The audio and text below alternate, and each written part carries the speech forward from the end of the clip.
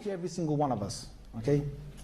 Jinns have been in every single body, all right? Are you scared of jinns, guys? No, you're not. You know why? Because jinns come in our bodies every single day. They do.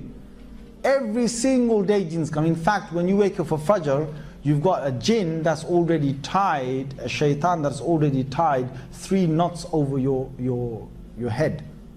Just over that part of your head, tied 3 knots. Every human being, especially the ones that want to wake up for Fajr. There's a specific group of shaitans that are just after making us miss Fajr Salah. So if you missed your Fajr Salah this morning, you had a group of jinns that came to your house and they basically did their little job. So what they do is they tie 3 knots, and when you wake up, they say, Rasulullah Sallallahu Alaihi Wasallam said this to us, the hadith in Muslim, that you sleep, you've got a long night. And Prophet Sallallahu Alaihi Wasallam said he'll carry on doing this until he's made you miss your Fajr. He says, if the person gets up, if the person remembers Allah, they say, Alhamdulillah, alladhi ahyani ba'da ma amatani. Whatever dua, whatever dhikr they do, any form of remembrance of Allah they do, 1 knot is untied immediately. Next one is they basically go and perform wudu. If they perform wudu, another knot is untied immediately. One of the key things in the wudu that we do to try and get the influence of the shaitan away is to rinse the nose properly. Now a lot of people don't do this sunnah properly. When you rinse your nose, have you seen some people rinsing the nose with wudu? They just grab the and go. There's a bang there, nose 3 times with water. That's not rinsing your nose. Some people just get water and just go straight on top of their nose. That's not rinsing your nose. It's in the inside. Okay, so some people, what they do, their rinsing of the nose is just basically grab some water and just stick it up in there, stick it up in there, that's it, they rinse their nose. And some other people, they want to basically, do the classical one, yeah? You better not watch, brothers. Yeah? And then release some explosion from their nose. Yeah? Be careful, brothers. There's other brothers doing wudu, yeah? Make sure he doesn't fall over him, he's got his clothes over there as well. I don't like, you're just trying to do wudu in the wudu area, right? You got some brothers who are trying to do wudu. I think, are you doing wudu or are you making me do wudu? Because it's half over your jubba, whatever, your trousers, yeah? And when the guy basically does the classic one, you just basically want to make sure that he doesn't blow it all out onto your clothes or something.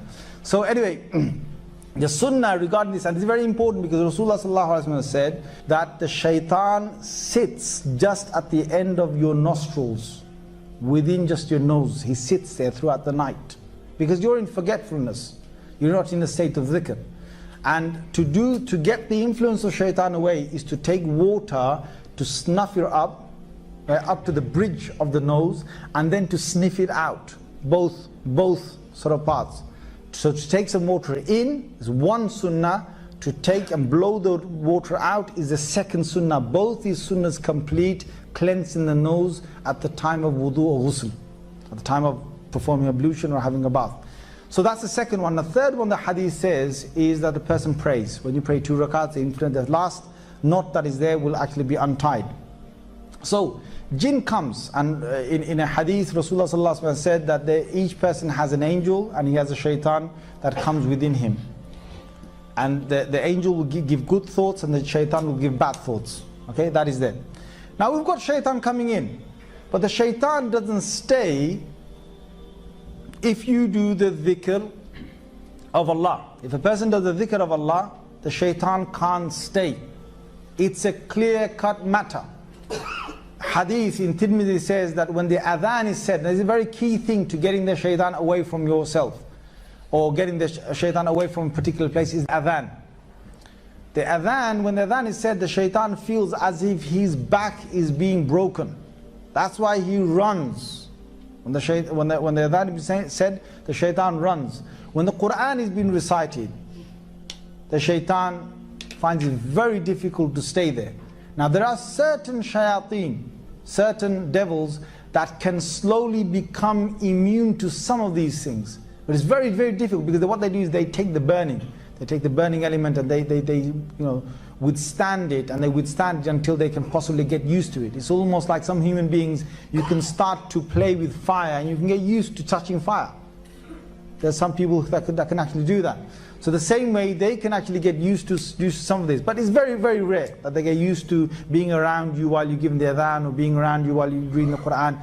It is, or what they do is sometimes that if they've had a very long influence with a person, they can stay at far and still influence you from a distance. But that's a serious case.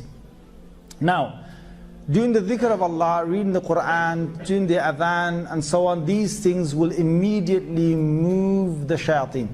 Immediately move them away from yourself. When a person is not remembering Allah, the shaitan can come straight away. The shaitan can get to a stage where he can move around the body just like blood moves around the body. Blood circulates the body. And this is a hadith in Muslim. There can be a state where the shaitan or the devil can come within a human being and they can move around just as the blood circulates the whole body. When would that be? That would be when a person is in some serious ghafla, some serious absence from Allah's dhikr, away from Allah's dhikr, or they've hardly got any of the dini aspects within themselves. There's two strengths that are fighting. Now here you've got to understand each body has got certain elements of the Quran in it. And there's nur, there's light that's spread when we read the Quran. There's light, or the ruh, or the soul gets stronger when you do the dhikr of Allah. When you start thinking about Allah, when you start giving the adhan and so on, and when you start doing good deeds and good practice, there is a good strength to the body. There is darkness that spreads within the heart, within the body, when there's an absence of all of these things. So it's easier for the shayateen, for the devils to basically be there when there's darkness.